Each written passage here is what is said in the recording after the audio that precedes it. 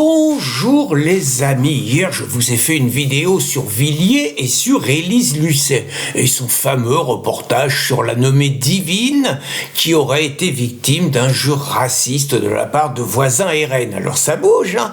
J'ai lu que le Yéti Dupond-Moretti, donc toujours au garde des Sceaux pour l'instant, aurait diligenté une enquête contre l'épouse qui a tenu des propos un peu vifs, c'est vrai, contre cette Divine là, et qui paraît que la nana bossant dans la justice, le Yéti, il envisagerait de la suspendre professionnellement. Alors je sais pas si ça sera comme les soignants suspendus, si la nana pourra plus toucher d'argent. En tout cas, tout ça pour un reportage en disant que dans la justice, on peut pas embaucher n'importe qui.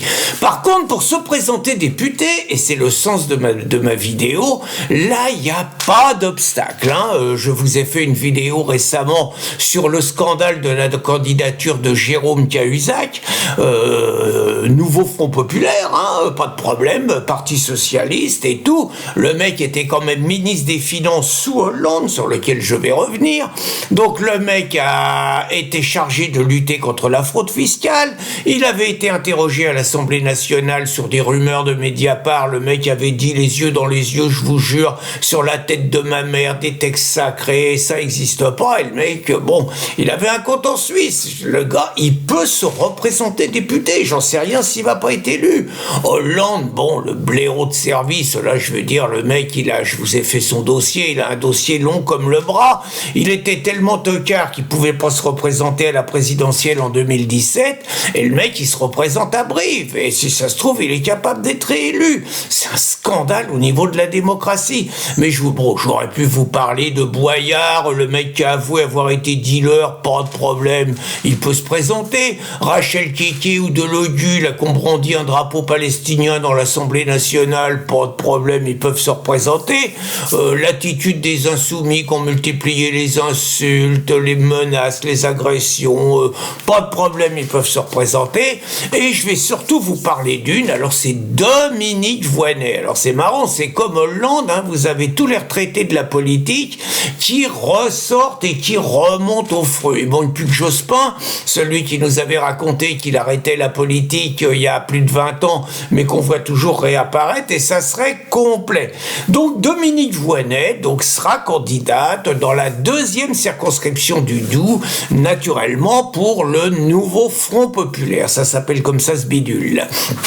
Alors c'est extraordinaire parce que Dominique Voynet, qui était quand même que les socialos ont osé mettre à l'agriculture, mettre un écolo à l'agriculture pour agiter le chiffon rouge, il n'y a pas mieux. Et d'ailleurs, elle avait fait une visite au salon de l'agriculture. Il fallait vraiment un très gros service d'ordre. Là vraiment, les paysans avaient déjà compris que les écolos faisaient chier le monde et vraiment, elle avait failli avoir une conduite de Grenoble, comme on dit. Donc cette Dominique Voynet, on a exhibé récemment une vidéo d'elle où elle se vantait d'avoir ouvertement saboté un accord sur le nucléaire à l'Union européenne. Elle était mandatée par le gouvernement Jospin pour défendre le nucléaire, pour défendre les intérêts du pays quand même, parce que c'était un tout petit peu ça, on était un tout petit peu balèze là-dedans et c'est grâce à ça que les Français payaient le moins cher le kilowattheure dans l'Union européenne. Donc Voynet se vante en complicité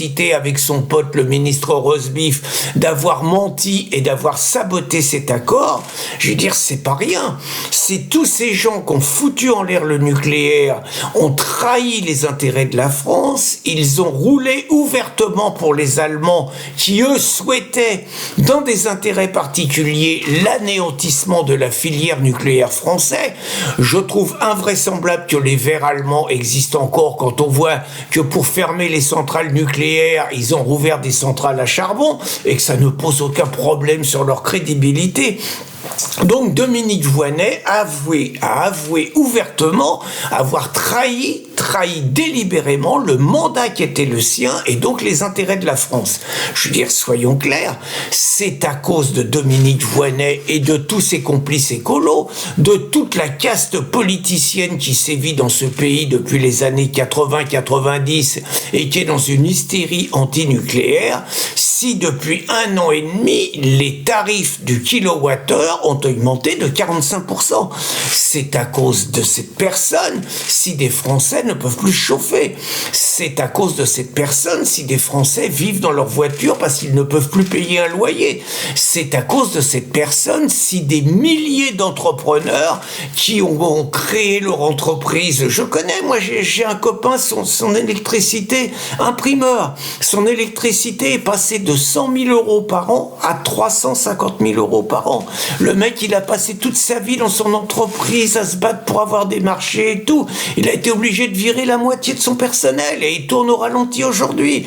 Je veux dire, c'est à cause de cette nana si justement des milliers et des milliers de personnes sont au chômage à cause de sa trahison, son crime contre le nucléaire. Et le pire, c'est que cette personne se présente aujourd'hui sur une liste Nouveau Front Populaire qui prévoit exactement comme en Allemagne d'éradiquer le nucléaire au plus vite et qui prévoit des énergies de substitution qui obligeront les Français à vivre finalement dans un espèce de retour à l'âge de pierre, avec évidemment comme alibi le fait qu'il faut sauver la planète et qu'il faut produire moins, qu'il faudra plus conduire nos bagnoles en toute liberté, qu'il faudra plus chauffer à 20 degrés mais seulement à 18, qu'il faudra plus faire du feu dans la cheminée et autres restrictions totalement imbéciles. Donc moi je pense réellement que la place de Dominique Voynet ne devrait pas être de se présenter comme candidate, mais que cette nana aurait dû être jetée en tôle dès qu'on a appris finalement qu'elle se vantait d'avoir trahi les intérêts français. Elle aurait dû avoir les menottes immédiatement et être jetée au cachot pour haute trahison. Ça serait comme ça dans un pays normal, mais dans un pays comme la France, cette traîtresse risque de se retrouver députée. Je compte sur les gens du Doubs pour faire tout ce qu'il faut pour éviter cette catastrophe. Bonne journée les amis.